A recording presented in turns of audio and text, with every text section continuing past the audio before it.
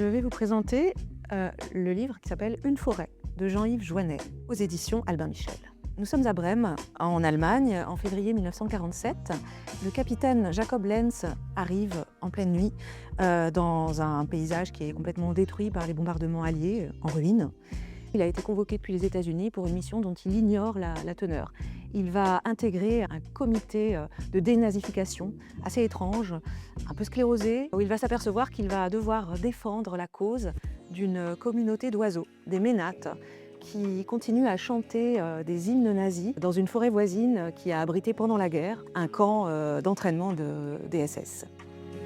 Ce qui m'a avant tout frappé à la lecture de ce livre, c'est sa puissance d'évocation d'un pays qui a connu la guerre, la barbarie, le totalitarisme, la destruction, et un pays qui semble frappé d'une sorte de stupeur. C'est assez fort à la lecture. Et puis il y a aussi les paysages qui portent encore la trace de la guerre.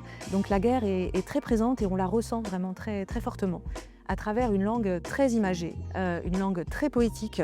Et c'est vraiment aussi l'autre aspect, ce livre est une errance poétique dans des paysages chaotiques qui deviennent des formes de labyrinthes.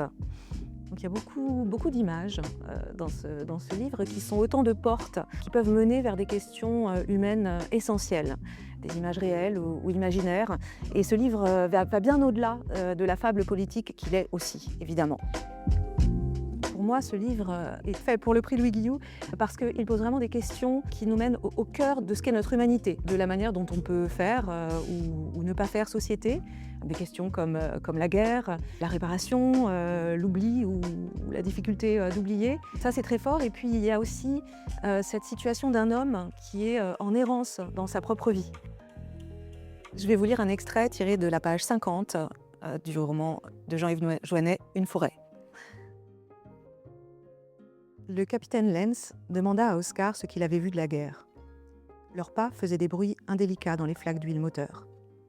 Le jeune homme ne sembla pas embarrassé.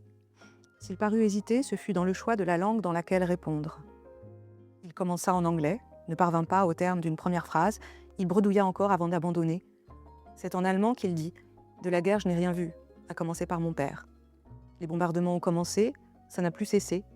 Pas grand-chose à comprendre, juste vivre dans les sous-sols, manger, dormir, rêver dans les caves. Mon âge m'a permis de ne pas porter les armes, de cela je suis heureux. Vous comprendrez qu'heureux n'est pas un mot qui convient. »